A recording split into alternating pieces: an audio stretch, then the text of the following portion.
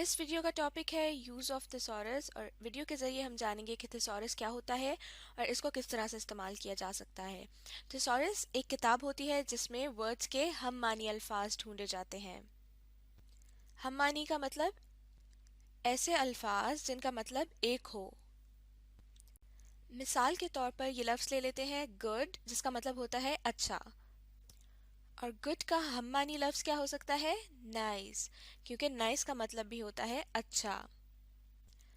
Thesaurus में ना सिर्फ हम मानी अल्फाज बल्कि थिसॉरस में हमें ऑपोजिट्स यानी उल्ट मानी वाले अल्फाज भी मिल जाते हैं। इसी एग्जाम्पल की मदद से समझने की कोशिश करते हैं। गुड का मतलब होता है अच्छा, तो इसका ऑपोजिट क्या होगा? बैड यानी बुरा। गुड और नाइस का मतलब होता है अच्छा, तो ये दोनों हम मानी अल्फाज हैं और हम मानी अल्फाज को इंग्लिश में सिनोनिम्स कहते हैं। और इसी तरह गुड और बैड हैं ऑपोजिट यानी उल्ट मानी वाले अल्फाज, और इनको इंग्लिश में एंटोनिम्स कहते हैं। तो थिसॉरस एक ऐसी किताब होती है जिसमें हमें सिनोनिम्स और एंटोनिम्स मिलते हैं। सिनोनिम्स का मतलब सेम मीनिंग्स यानी ऐसे अल्फाज जिनका मतलब एक होता है, और एंटोनिम्स ऑपोजिट मीनिंग्स यानी उल्ट मानी वाले अल्फाज। जैसे कि अभी हमने बात की थी गुड की, गुड के सिनोनिम्स होंगे फाइन, नाइस एंड प्लेजेंट, क्योंकि इन तमाम अल्फाज का एक तरह से मतलब होता है अच्छा। और इसी तरह गुड के एंटोनिम्स यानी ऑपोजिट मीनिंग्स होंगे बैड, पुअर और ऑफुल, और इन तमाम अल्फाज का भी मतलब है बुरा, जो कि गुड का ऑपोजिट है। और ये तमाम अल्फाज हमें मिलेंगे थिसॉरस में। एक और एग्जाम्पल की मदद से सिनोनिम्स और एंटोनिम्स के बारे में समझने की कोशिश करते हैं। मिसाल के तौर पर लफ्ज़ बिग को ले लेते हैं जिसका मतलब होता है बड़ा, और बिग के सिनोनिम्स होंगे ग्रेट, ह्यूज, जायंट। और ये सिनोनिम्स क्यों हैं? क्योंकि इन तमाम अल्फाज का एक मतलब है। इसी तरह अगर हम एंटोनिम्स यानी ऑपोजिट मीनिंग्स वाले वर्ड्स की बात करें तो बिग के एंटोनिम्स होंगे लिटिल, टाइनी, लेस या फिर स्मॉल। यहाँ पर हमने स्मॉल भी लिख दिया। और ये बिग के एंटोनिम्स क्यों हैं? क्योंकि बिग का मतलब होता है बड़ा और स्मॉल, लिटिल, टाइनी या फिर लेस का मतलब होता है छोटा या फिर कम। थिसॉरस का एक बहुत अहम मकसद होता है और वो मकसद ये है कि जब हम कोई ऐसे या स्टोरी वगैरह लिख रहे होते हैं तो हमें बहुत सारे वर्ड्स की ज़रूरत पड़ती है। तो अगर किसी चीज़ के बारे में बात करते वक्त हम एक ही लफ्ज़ को बार बार इस्तेमाल करेंगे तो वो बहुत बोरिंग लगेगा और बहुत ज़्यादा रिपीटिशन हो जाएगी, यानी एक चीज़ को बार बार या फिर एक लफ्ज़ को बार बार इस्तेमाल करने से हमारी राइटिंग या हमारा पैराग्राफ वगैरह अच्छा नहीं लगता। तो हमें लिखते वक्त अक्सर ऐसे अल्फाज की ज़रूरत पड़ती है जिनको जिनको हम इस्तेमाल कर सकें एक ही लफ्ज़ को बार बार रिपीट किए बगैर।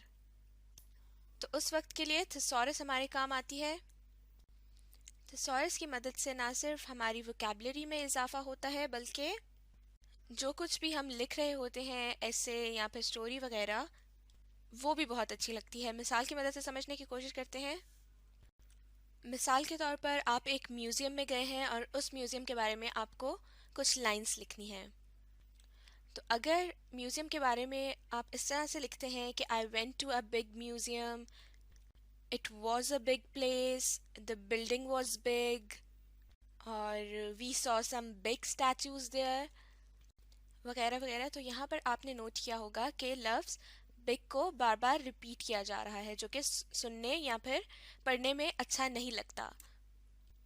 तो अगर हम इन्हीं लाइंस को इस तरह से पढ़ें कि I went to a big museum, it was a great place, the building was huge and I saw some giant statues there, तो यहाँ पे हमने देखा कि हम बात वही कर रहे हैं कि जगह भी बड़ी थी, बिल्डिंग भी बड़ी थी और वहाँ पर हमने बड़े बड़े स्टैचूज देखे, लेकिन फ़र्क ये है कि लफ्ज़ बिग की जगह हमने बिग के सिनोनिम्स का इस्तेमाल किया, जिसकी वजह से ये लाइंस अब सुनने में पहले से बहुत बेहतर लग रही हैं, और इसी वजह से थिसॉरस का इस्तेमाल किया।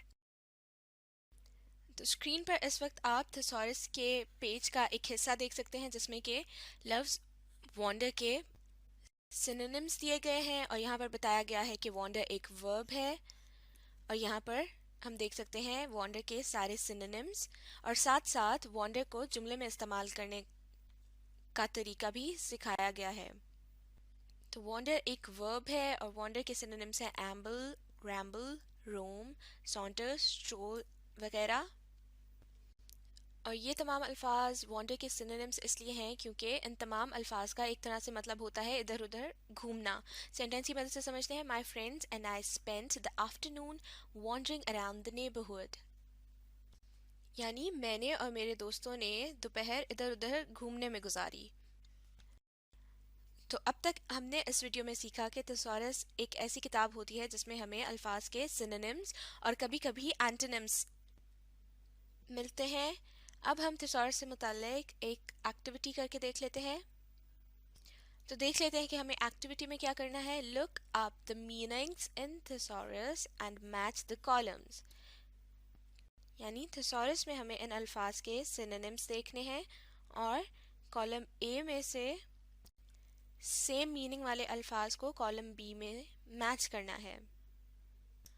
तो अगर आपके पास थिसॉरस नहीं है तो इंटरनेट पर भी आसानी से अल्फाज के सिनोनिम्स मिल जाएंगे। मिसाल के तौर पर अगर आप गूगल खोल कर यहाँ पे सर्च बॉक्स में थिसॉरस टाइप करते हैं और सर्च करते हैं तो यहाँ पर एक वेबसाइट आपको मिलेगी www.thesaurus.com, जहाँ पर आपको तकरीबन तमाम अल्फाज के सिनोनिम्स और एंटोनिम्स मिल जाएंगे। तो हम अपनी एक्सरसाइज इस वेबसाइट की मदद से कर सकते हैं। तो यहाँ पे हम पढ़ लेंगे कि हमें किन अल्फाज के सिनोनिम्स ढूंढने हैं। Primitive, awful, enough, began, spanked, और कॉलम बी में है started, beaten, ancient, terrible and sufficient। तो सबसे पहले देखेंगे कि प्रिमिटिव का सिनोनिम इन अल्फाज में से कौन सा है। प्रिमिटिव का मतलब होता है बहुत पुराना, पुराने दौर का।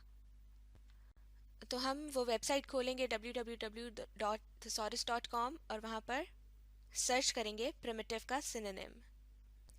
यहाँ पर ये सर्च बॉक्स होता है जिसमें आप वो लफ्ज़ टाइप करते हैं जिसका आपने सिनोनिम्स ढूंढने होते हैं। तो यहाँ पर हम टाइप कर देंगे प्रिमिटिव,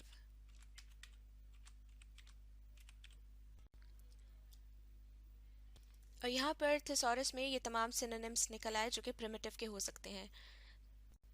तो प्रिमिटिव के ज़्यादा करीब होता है एंशियंट और ओरिजिनल, जो कि हमने कॉलम बी में देखा था। तो प्रिमिटिव का सिनोनिम हुआ एंशियंट। तो यहाँ पर हम प्रिमिटिव को एंशियंट के साथ मैच कर देंगे। यहाँ लाइन लगाकर प्रिमिटिव को एंशियंट से मैच कर दिया। अगला लफ्ज़ है ऑफुल। बिल्कुल उसी तरह से इंटरनेट पर सर्च करेंगे और ऑफुल का सिनोनिम ढूंढेंगे, और ऑफुल का करीब तरीन सिनोनिम आ गया टेरिबल, जो कि दूसरे कॉलम में मौजूद है। तो इस वजह से ऑफुल को हम टेरिबल के साथ मैच कर देंगे। Awful, terrible. अगला लफ्ज़ है इनफ। तो हमने सिनोनिम ढूंढने के लिए थिसॉरस की किताब या फिर वेबसाइट खोली और यहाँ पर इनफ टाइप कर दिया, और अब हमें इनफ का सिनोनिम मिल जाएगा। और यहाँ पर सिनोनिम्स की लिस्ट में सफिशिएंट भी है जो कि कॉलम बी में मौजूद था। इस वजह से इनफ को सफिशिएंट के साथ मैच कर देंगे। Enough, sufficient. इसी तरह बिगैन। बिगैन का मतलब होता है शुरू हुआ, और कुछ ऐसे अल्फाज होते हैं जिनका मतलब आपको पहले से आता होता है, यानी आप उसका मतलब पहले से जानते हैं, तो उसको बगैर थिसॉरस या फिर इंटरनेट के आप खुद से भी मैच कर सकते हैं। जैसे कि कॉलम बी में स्टार्टेड का मतलब भी शुरू हुआ होता है, इसलिए हम बिगैन को स्टार्टेड से मैच कर देंगे। इसी तरह आखिरी ऑप्शन जो बची है वो है स्पैंक्ड, जिसका मतलब होता है मारा पीटा गया, और यही मतलब होता है बीटन का। तो स्पैंक्ड और बीटन को हम इस तरह से मैच कर देंगे। और इसके साथ ही हमारी थिसॉरस से मुतल्लिक एक्सरसाइज भी मुकम्मल हो गई। तो अब आपको खुद से कुछ नए अल्फाज के सिनोनिम्स थिसॉरस में ढूंढने हैं और साथ साथ पढ़ने लिखने और सीखने का अमल जारी रखना है।